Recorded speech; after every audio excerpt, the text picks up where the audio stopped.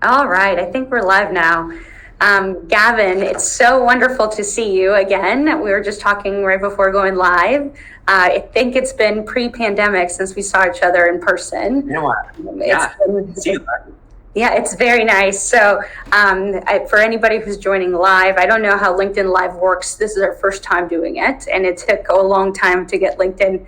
It takes a while to get approved, but we are so excited to be doing the first one with Gavin McCormick from WattTime. So, thank you for joining us. I'm Laura Zapata. I haven't introduced myself. I'm Laura Zapata. I'm one of the co-founders of Clearloop.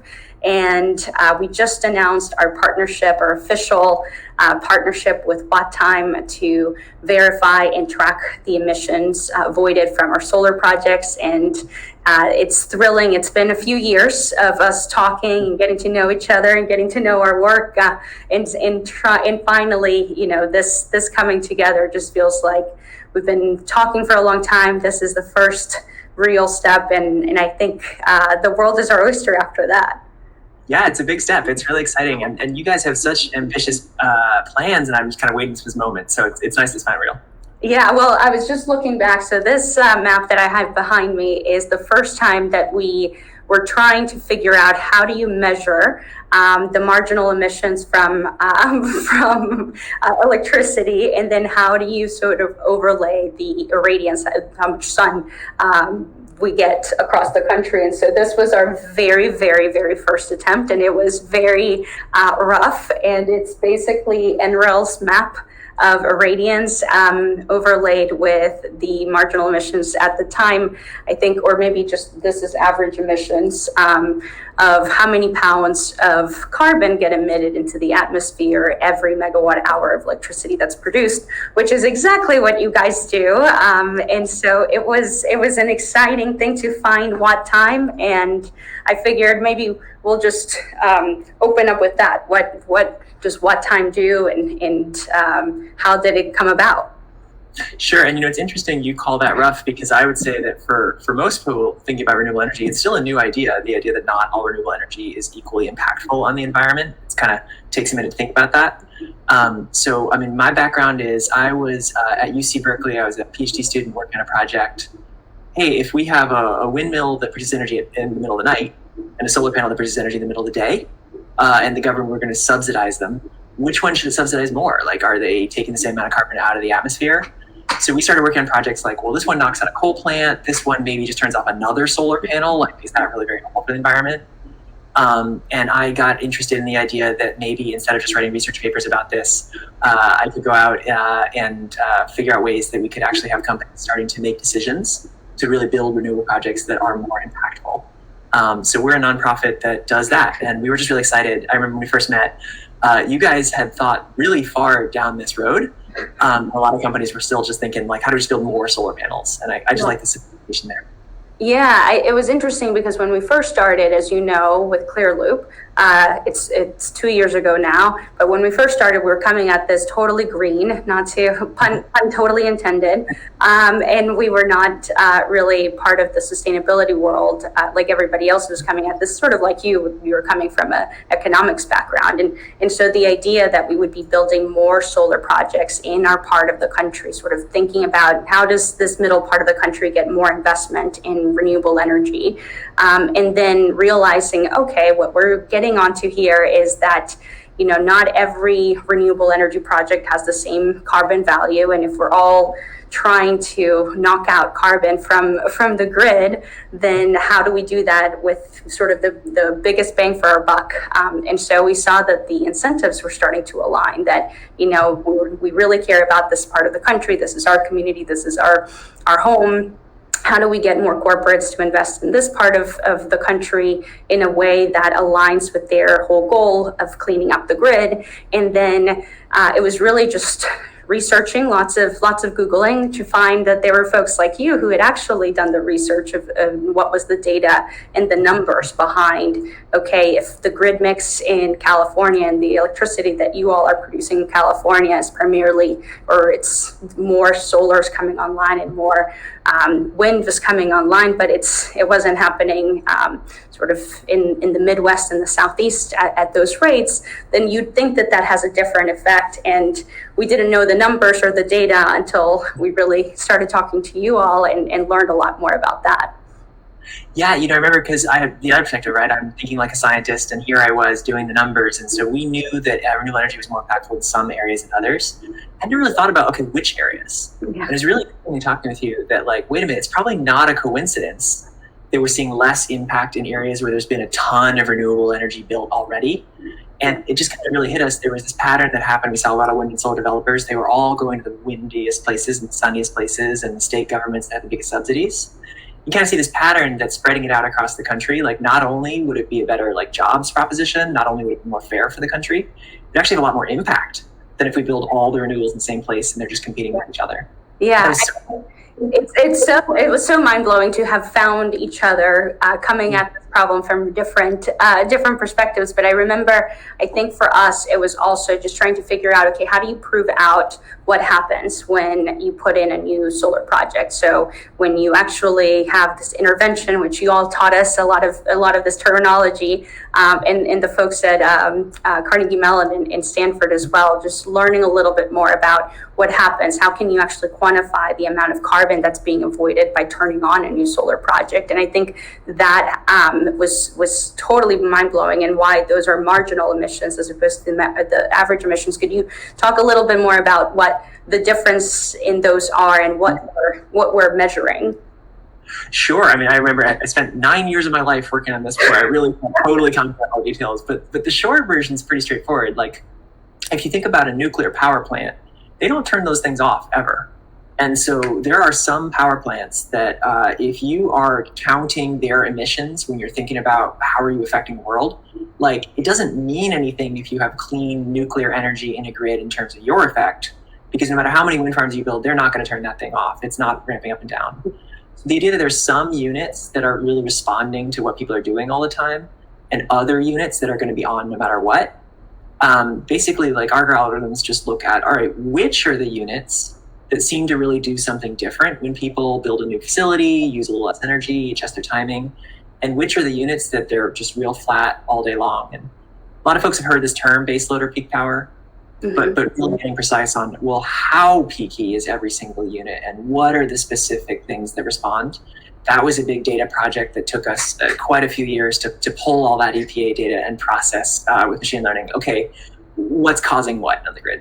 Yeah, which is so cool that we have found each other at the place where you have done the research, you have done the data, now we can actually use it. And I think when we first started talking, we were talking about, okay, we're embracing this concept of emissionality. And so you all had coined the term in sustainability. And I think when we were coming at this, it was this idea of, okay, the carbon world and the renewable energy world don't totally overlap in sustainability circles, which is very surprising. It was very surprising to us. What is the value of renewable energy if it's divorced from the carbon value that you're taking out?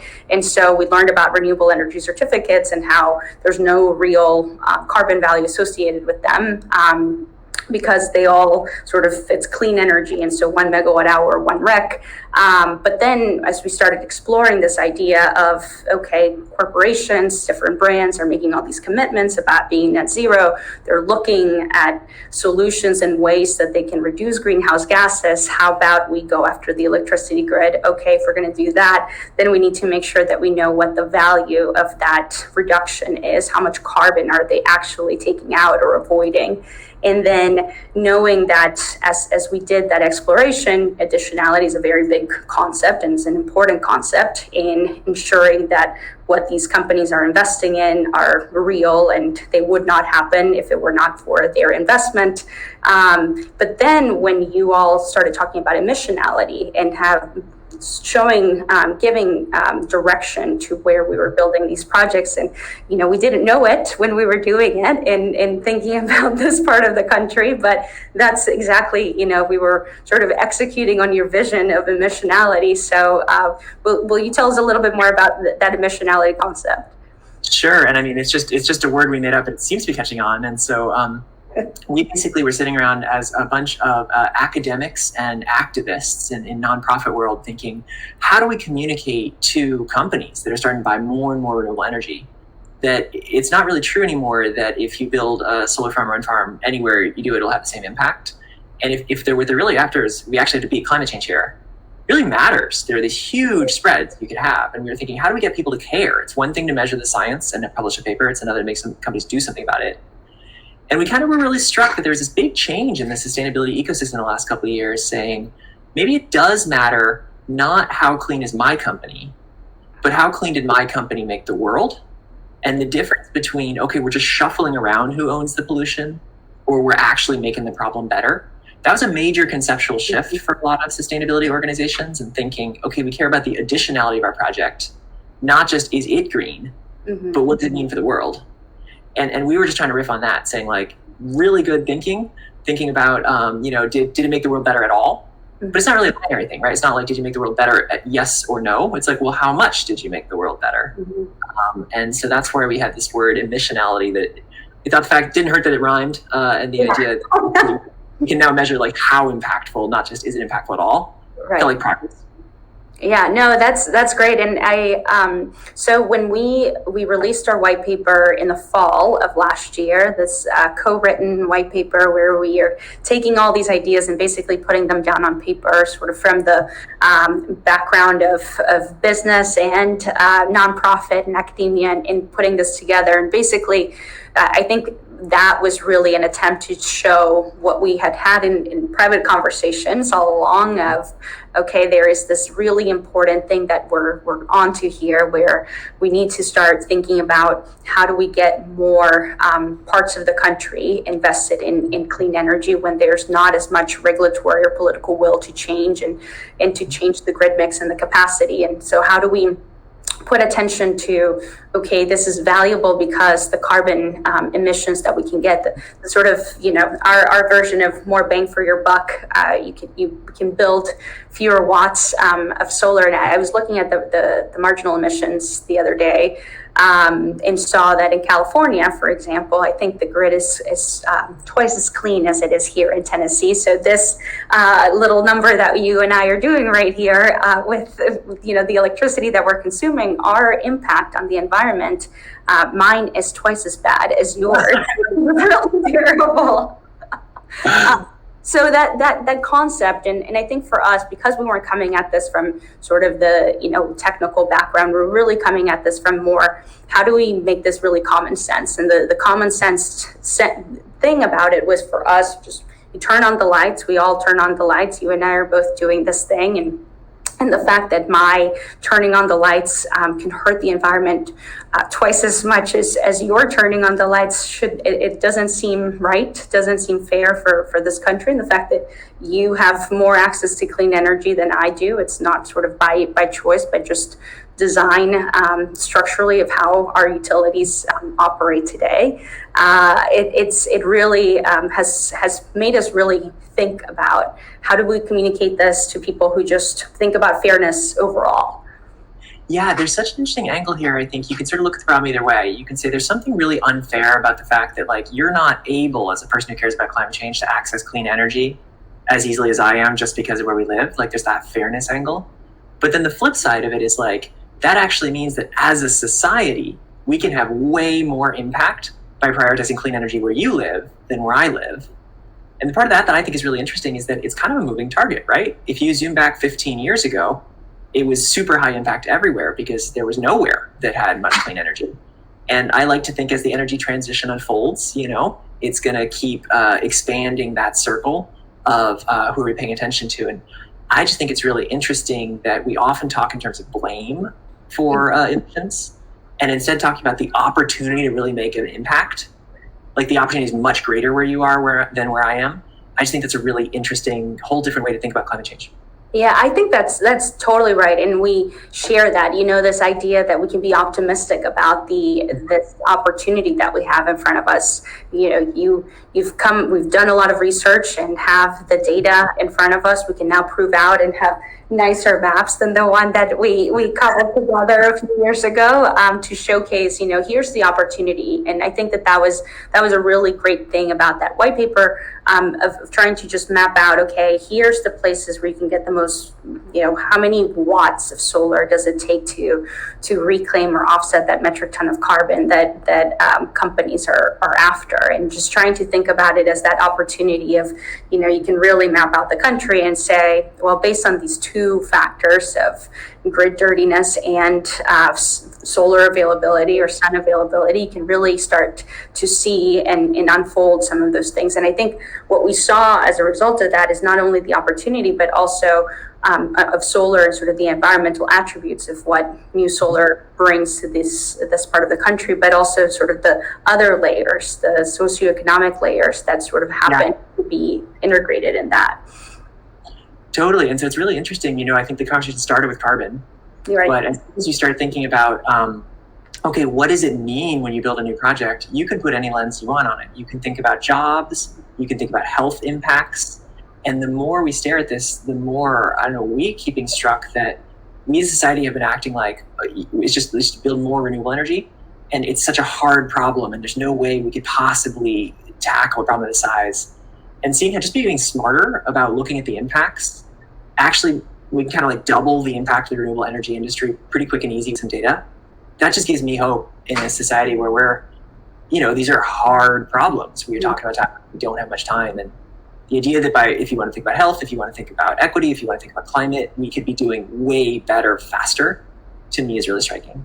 Yeah, and I think that the exciting part of that is that, you're building some intentionality in the way that we're thinking about this, and that we've come a really long way and really fast. Like you said, in the past 15 years, 10 years even, some of these companies didn't exist that are now, massive and have a great solar and wind footprint, and in some of the states where we're seeing more and more uptake. So that means that sky's the limit.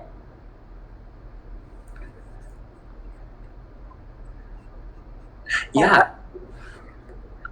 Did you? I lost you for one second.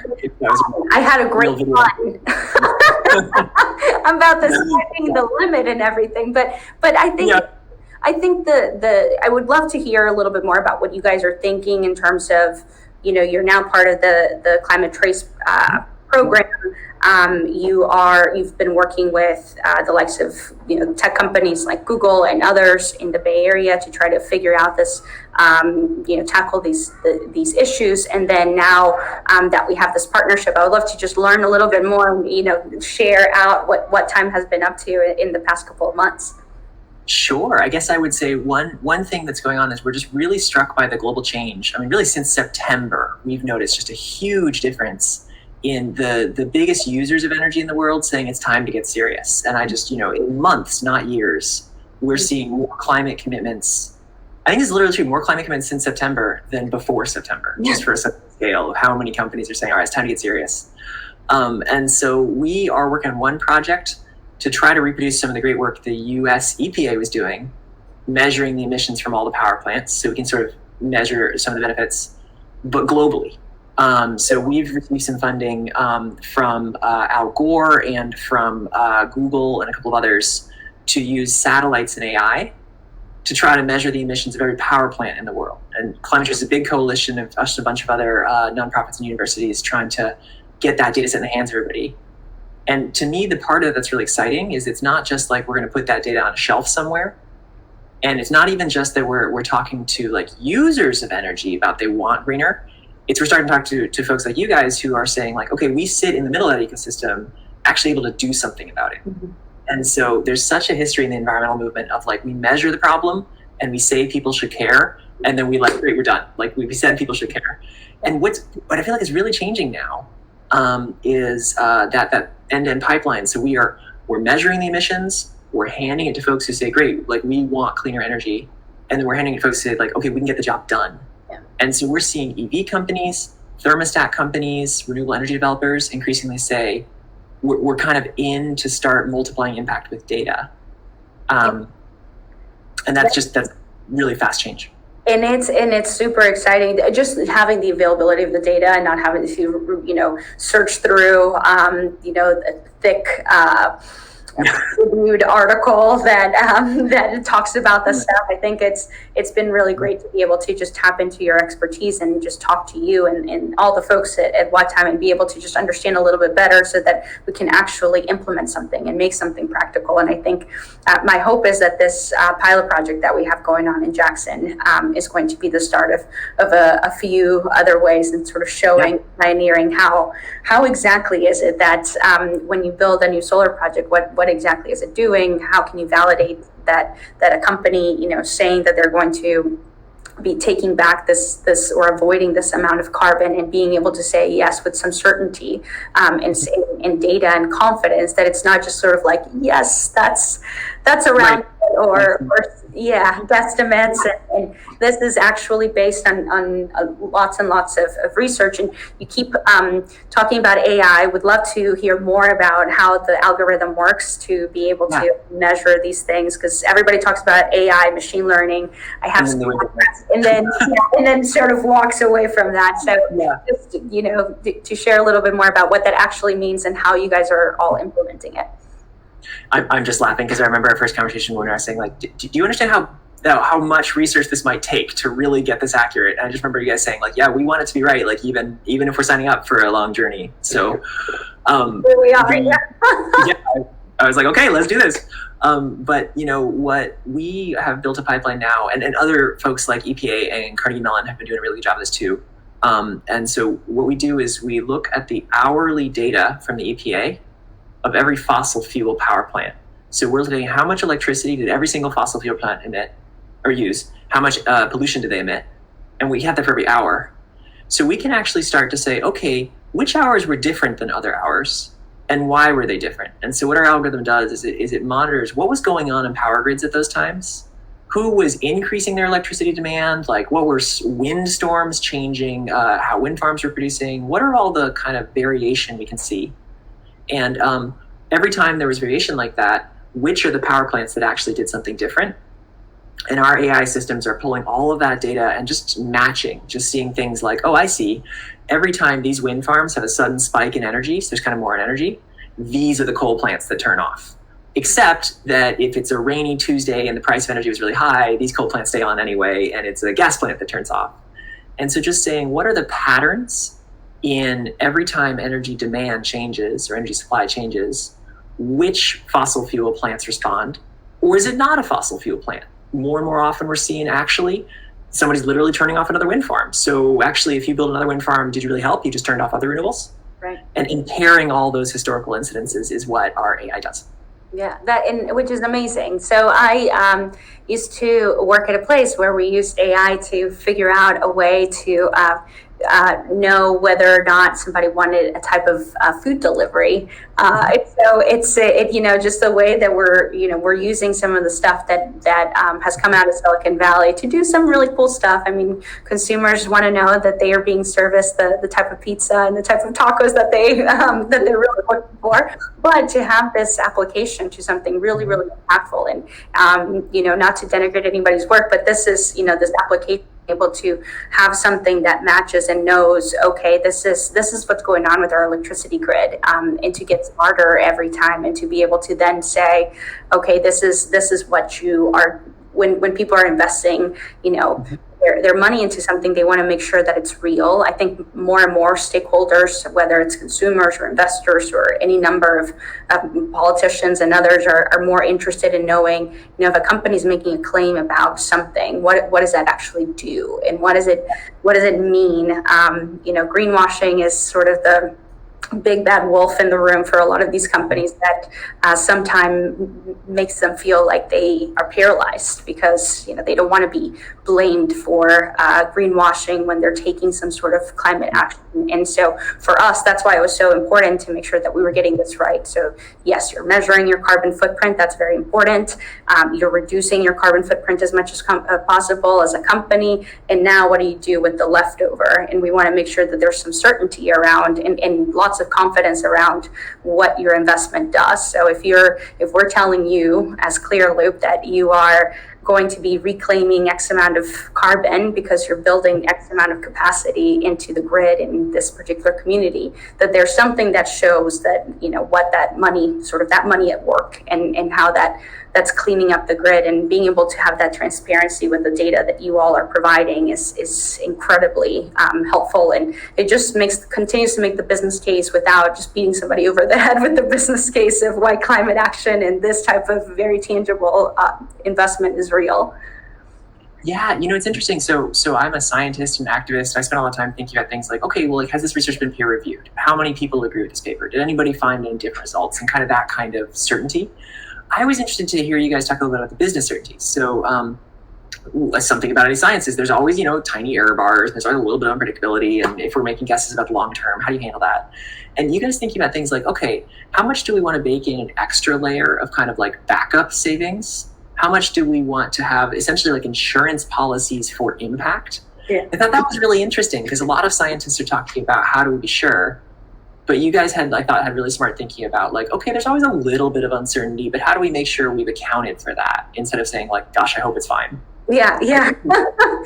Yeah, I think that just being able to show that transparency is really important. And so knowing that, okay, we're using an algorithm, so it's the best estimate for what the carbon impact is of that solar megawatt hour being turned on. But also then just knowing that some days are going to be sunnier than others. Some days are going to, for whatever reason, we're not producing as expected, and just having that little bit of that conservative pool and being really conservative about everything to give that extra layer of, and also just know that, as companies are making these investments, that they're making the right investment, but also that they should be doing more, that we should be conservative so that they really do more and they help us really accelerate how we build capacity in the US. So it's very exciting. And then I know we only have a few minutes, but I wanted to also talk a little bit, just touch on storage. I know that's the big topic of conversation, is the bright, shiny thing other than carbon capture. So we're very interested and curious about your take on how storage is happening. We haven't done any storage in our solar project quite yet, but it's something that we're really excited about as the costs come down, and being able to measure what the carbon impact of that storage is going to be incredibly valuable. Yeah, I was so fascinated from like a perspective of just the whole environmental movement. We've been banking on storage for so long. And then there was that paper, I think it was the Hiddinger Adevedo paper in 2015, that said, actually, if you do the math right and you look at batteries in America, 90% of energy storage is increasing emissions, not decreasing it. The whole idea was it's supposed to be storing renewable energy, and actually 90% of the units are storing excess coal energy. It's totally not what we were banking on as a movement. And so I got really interested in this idea of like, how do we measure what is energy storage charging on? And it's all these same algorithms. If you change something on the grid, what's the consequences? And so we were asked to work on a project. The CPUC in California asked us to help clean up energy storage for the state. So in the SCHIP program, they're using this technology now to, when you're thinking about charging energy storage, think about what would be the emissions if you charge now, what would be the emissions if you charge later. Is now a time there's extra renewable energy or not? And that's been very successful in cleaning up storage there, but that was a government mandate. And I think what I've thought really interested in is like, okay, is the private sector going to be interested in reducing the carbon impact of storage and making it really positive? Or is this only going to happen in states where the government puts their foot down and says, you guys have to clean this up? So I got really interested by the kind of proactive way that you were engaging this. And I think in pairing it with new renewable energy projects, it's just stunning to me that I read an article recently that said that we've been thinking of storage like it's a green technology. No, storage is a technology that does whatever you tell it to do. And if you tell it to be green, it will be green, but you have to make sure you do that. Yeah, no, and I think that that's this whole world of trying to be really thoughtful and intentional. Now that we know, we have a better sense of what we're doing with renewable energy, we know what we're after. Everybody's goal is, okay, let's slash this greenhouse gases. How do we do that in the fastest, most effective way? And I think we have, there's some learnings, and I'm sure we're gonna have inefficiencies along the way, but as long as, sort of the business and the data and the science are really aligned, I think that's exciting. That's good. Sunny days ahead for us. As we wrap up, is there anything specifically that you are excited about in the next coming months? Obviously we're thrilled about our partnership, and to make this official, we'll be breaking ground here this year, and really excited about that. But anything else that you wanted to share? Maybe not in the next couple months particularly, but what we're interested in is the idea that this technology might be catching on. The idea that, like, what if you need to measure the emissions and cite it? And so the number I keep coming back to is, we did an analysis recently. If everybody in the world who, when citing renewable energy, use the kind of technology you're talking about, which, okay, it's not going to be everybody, but if they did, that would reduce emissions by as much as all of Europe. Wow. And the idea, in the fight against climate change, we could take a continent off the map with software, just really, really gets me excited about, like, is this going to catch on in the private sector? Can we take those 4.3 gigatons and just take them out every year?